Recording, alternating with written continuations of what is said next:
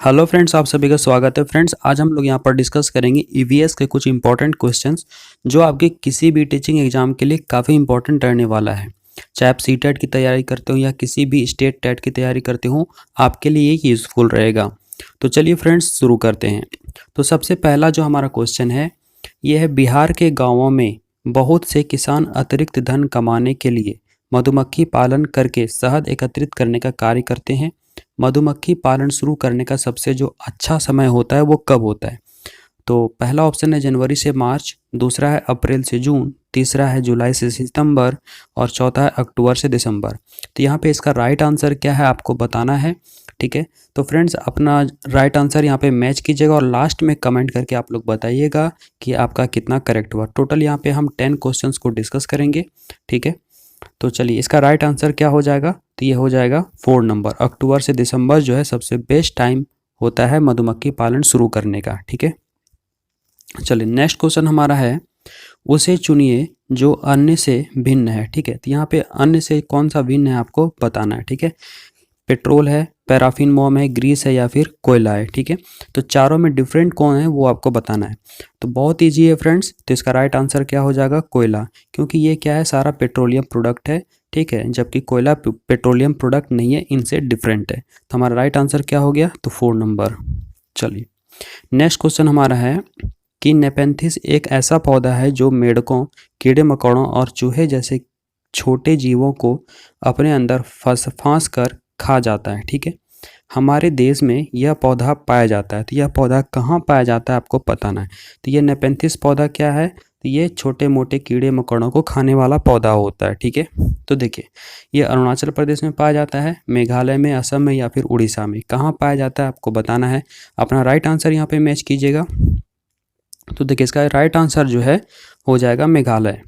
चलते हैं next question की तरफ। देखिए, एक पश्मीना शाल लगभग डैश साधारण स्वेटरों के बराबर गर्म होती है तथा एक साधारण पश्मीना शाल को बुनने हेतु डैश घंटों का समय लगता है। तो यहाँ पे आपको बताना है, 4 ऑप्शन आपको गिवन है। ठीक है, तो यहाँ पे 10 साधारण स्वेटरों के बराबर गर्म होती है या फिर 200 घंटों का समय लेता है इसको बुनने के लिए। ठीक है, या फिर दूसरा ऑप्शन या तीसरा या चौथा ऑप्शन होगा। ठीक है, तो यहाँ पे राइट आंसर क्या होगा आपको बताना है। तो देखिए फ्रेंड्स, यहाँ पे राइट आंसर अपना मैच कीजिएगा, तो इसका राइट आंसर हो जाएगा फर्स्ट नंबर। ठीक है, चलिए नेक्स्ट क्वेश्चन हमारा है कि तरुण भारत संघ नामक समूह संबंधित है। ठीक है, तो आपको बताना है कि तरुण भारत संघ नामक जो समूह है, जो ग्रुप है, वो किससे रिलेटेड है।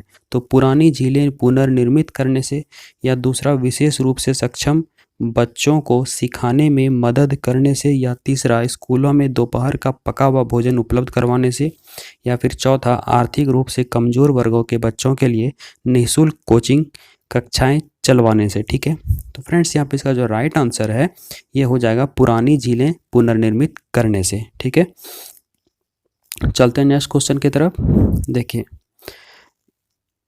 थोड़ा छोटा कर लेते हैं। देखिए इसमें क्या कहता है कि निम्नलिखित में से लेह और लद्दाख के मकानों की विशिष्टताएं चुनिए। बहुत अच्छा क्वेश्चन है दोस्तों, और इस तरह के क्वेश्चन आपको एग्जाम में पूछ लिए ही जाते हैं।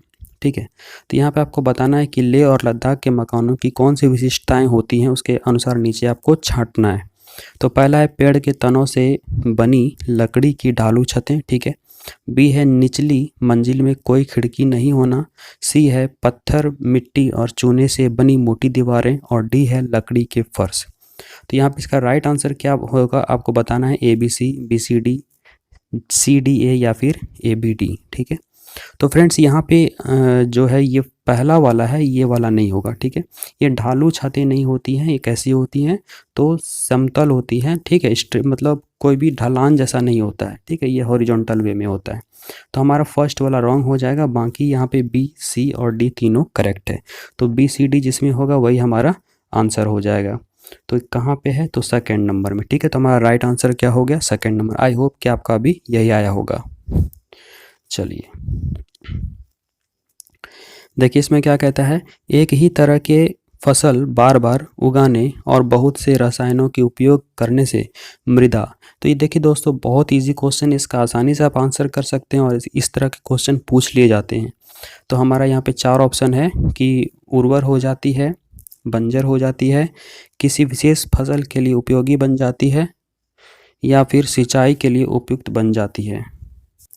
तो इसका राइट आंसर क्या हो जाएगा? तो बंजर हो जाती है। ठीक है, सेकेंड नंबर। चलिए नेक्स्ट क्वेश्चन की तरफ चलते हैं। मधुबनी चित्रों को बनाने के लिए चित्रकारों द्वारा उपयोग किए जाने वाले रंग होते हैं। ठीक है, तो मधुबनी चित्रकला ये बिहार का है, बहुत फेमस है, आप सभी को पता है। तो ये जो चित्रकारों द्वारा बनाया जाता है, जो उपयोग किया जाता है, ठीक है, तो किए जाने वाले रंग होते हैं क्या? तो विशेष प्रकार के बने पोस्टर रंग होते हैं, या फिर दूसरा अति उत्तम गुणवत्ता के फाइबर पेंट होते हैं, या तीसरा सोने चांदी को घोलकर बनाए गए पेंट होते हैं, या फिर पीसे हुए चावल के रंगीन घोल होते हैं। ठीक है, तो यहाँ देखिए फ्रेंड्स, यहाँ पे ये जो रंग होता है ये बहुत ही नेचुरल रंग को यूज़ किया जाता है, जैसे हल्दी का येलो हो जाता है। ठीक है, या फिर फूल से जो है फूल की कलियों को पीस करके जो है रंग तैयार किया जाता है।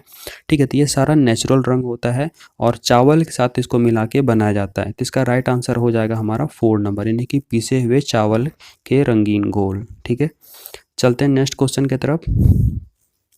देखिए इसमें क्या कहता है कि निम्नलिखित में से रोगों का वह समूह चुनिए जो मच्छरों से फैलता है। तो बहुत ईजी है, आप सभी को पता होगा।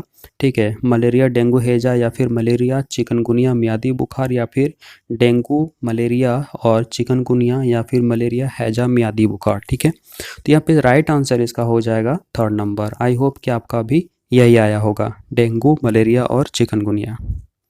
चलते हैं नेक्स्ट क्वेश्चन। देखिए इसमें क्या कहता है, निम्नलिखित में से पेट्रोलियम के सही अभिलक्षण चुनिए। ठीक है, तो यहाँ पे पेट्रोलियम के सही अभिलक्षण कैरेक्टरिस्टिक कौन कौन सा है इसमें बताना है। तो यह बदबूदार होता है, गाढ़ा होता है, या फिर गहरे रंग का तेल होता है। दूसरा है बदबूदार, पतला और पीला द्रव। ठीक है, तीसरा है अच्छी गंध का पतला नीला रंगीन द्रव, और बिना गंध गाढ़ा तथा गहरे रंग का तरल पदार्थ होता है। ठीक है, तो यहाँ पे इसका राइट आंसर क्या होगा, आप लोग मैच कीजिएगा। तो यहाँ पे राइट आंसर हो जाएगा 1st नंबर, यानी कि बदबूदार गाढ़ा गहरे रंग का तेल होता है। तो यहाँ पे कितना आपका करेक्ट हुआ बताइएगा। 10 क्वेश्चन कंप्लीट हो गया। तो यहाँ पे 10 में आपने कितना करेक्ट किया कमेंट करके आप लोग ज़रूर बताइए। और फ्रेंड्स नेक्स्ट सेशन के लिए इसे सब्सक्राइब करके बेल आइकन दबा लीजिएगा। और आप सभी से एक रिक्वेस्ट है कि इसे शेयर कम से कम आप लोग अपने ग्रुप में ज़रूर कर दीजिए। धन्यवाद।